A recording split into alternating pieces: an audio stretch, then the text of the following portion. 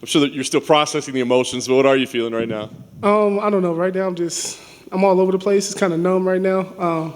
It's kind of hard to believe. It's one of them things where, honestly, this fight, I just wanted to go out there and compete. I just really wanted to go out there and just fight. So, like the last time before when I was here, I was so emotional, and I wanted it so bad.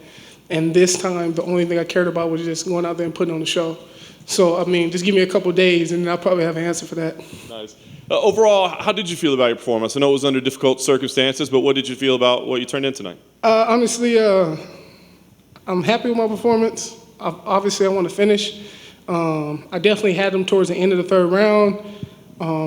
Maybe just relax a little bit once you get the guy hurt. Maybe it's my time being off and rusty for being almost 23 months, almost 2 years. So I think maybe once I get going, and I'll probably start settling down and start finishing these guys.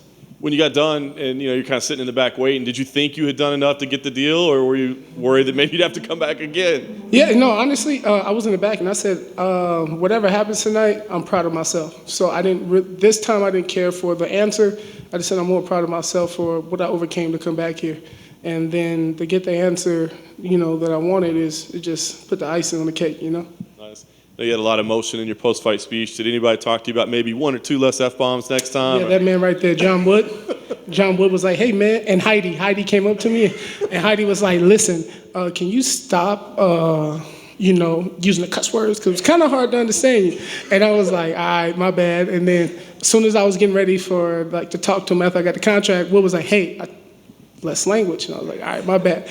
And that's my fault to everyone that's going to watch this. It's just I was so emotional. And, I'm good now. I always assume if you're watching a cage fight, you can put up with an F-bomb or two, you know what I mean? But it was a lot of them. It was a lot that had to come out.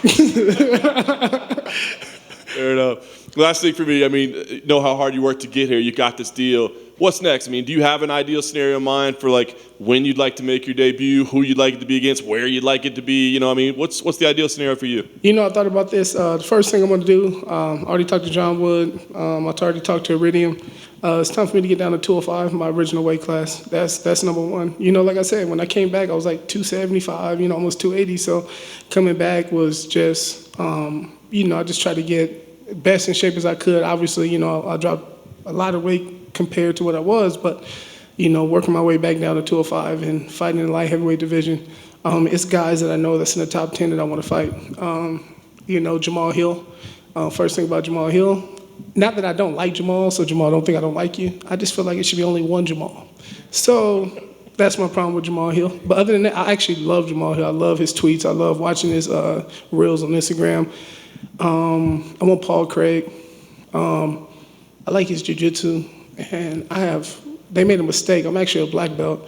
And not only am I a black belt, I'm a really good fucking black belt. Oh, excuse my language again. Use that. But I beat some good people, I'm not going to throw names out there. That's not me. But I beat some top names in the jiu-jitsu sport. So I know where my jiu-jitsu holds to some of the best guys in the world. And let me see. It's going to piss a lot of people off because he's from my old gym. He's from my hometown. I want Dominick Reyes. It's not nothing against Dominick Reyes. we used to be training partners. He's never done anything to me, but I just feel like if we're going to say who's going to be the best out of, the high desert, Victorville, Hesperia, Apple Valley, all of that, is me. And a lot of people know that. So he can see this and take this the wrong way and think I'm talking shit about him. I'm not. Me and Dominick are cool, but it was sooner or later I was going to be in the UFC. So, and we have to fight in the same weight class. So it was going to happen someday. So that's pretty much it. Jamal, you talked about this journey. Sorry. You talked about the journey you've been on. I know it was tough to get back. The last couple of weeks, ever since you found out you were coming back here, how hard has it been to kind of focus on just the moment without, thinking too much big picture, just focus on what you had to do tonight? I just took it a day at a time. It was a lot of stuff that happened. It was a lot of emotion that I was feeling coming into the fight. Just things started happening left and right. It started with my mom, and then it's always the little thorns just happening just left and right. So I just took it a day at a time, and then I just had good people around me. Just constantly giving me love, support, and that just kind of made it a little bit easier for me. And then I think honestly today, right before like I was at the hotel room, I literally cried so much because. like everything was finally coming out, and I was just so happy and proud of myself for what I overcame to be back here. Did you worry about the emotions taking over in the fight, like something interfering with kind of what you wanted to do? No, because I told myself we wouldn't deal with this after.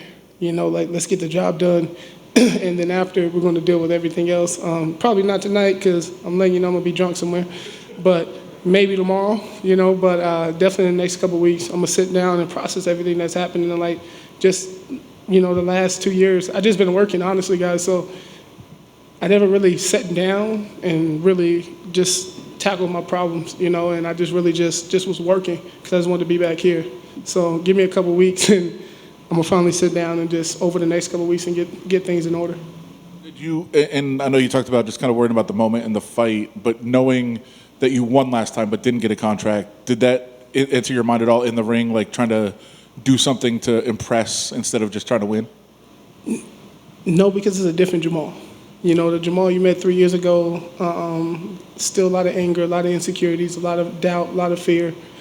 And this one came in and he was just a whole different person. Like, I'm not even the same person I was 2 years ago, not even a year ago, and I grew up so much. So that's why when I was watching that fight, you can ask my corner, I was like, dude, I would kill that guy. And I'm talking about myself. Like, I would kill that guy because I'm not even that person mentally anymore.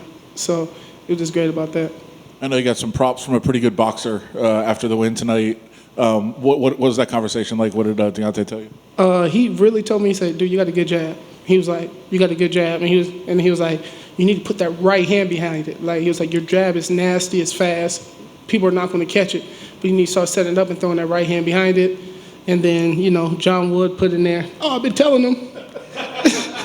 And then everybody was just on me. But, yeah, it is. John's been telling me that since I started coming to Syndicate, start putting that right hand behind it. And I started throwing it a little bit more. I thought I threw a lot of them, but I guess I didn't. But I heard him throw the right hand, switch it up. But, the words from Deontay was just like, you have a good jab. You got a good chance in this sport. He's I like your attitude. I see that you're fighting for a lot. But learn how to put that right hand behind it and throw some combos, and you're going to start sleeping these people. Just two more for me. You talked about that. I think you did it early in the third round. You hit a couple jabs to the left and hit him with a big right. Were you surprised you didn't go down after that? Honestly, when I rocked him, I was just like, just go for the body, But then he covered the body a lot, But then when I did throw the right hand, I did see him wobble, but then he recovered quick. So he's just tough. So it's one of them nights where like most people would drop, but this guy was probably the only dude that didn't drop. So it was just a long night in the office for him. Last one. This is not from me. There might be some people close to you that pass this along. They want to know what you might do with your hair next time. Okay, look, this is what happened. I got the fade on the side. I was supposed to get my hair braided, but then I went to the hair lady, and she told me my hair was still too greasy, and I should have washed it some more. So she said, I'm not going to braid your hair. Then I was like, you know what? I don't care what I look like because I'm going to be on TV. So then, when I talked to my mom this morning, she said, you're going to make us black people look so bad on TV? So then I was like, I don't care, my mom will be on TV. What you going to say? But then, yes, I'm going to get my hair done next time I fight. Hey, Jamal. Yeah. Yes, sir. Speaking of your mom, have you talked to her yet? I haven't talked to my mom yet. Just right now, just trying to get all the UFC stuff done. I don't want to walk around here crying and stuff. So I'm just trying to, get done with everything I need to be done here, and then I just want to have that conversation with me and my mom one-on-one, and just talk to her. I didn't get to really go home, when she had the surgery to get the all the stuff taken out. She starts chemo in a week and a half. I didn't get to go home because I was working and training. So now I'm gonna have some time to just go back. I'm going back to Cali tomorrow and just hang out with my mom. So just catch up with everything. Thank you for sharing that. Thank you. Thank you, guys. All right, so anyway, again.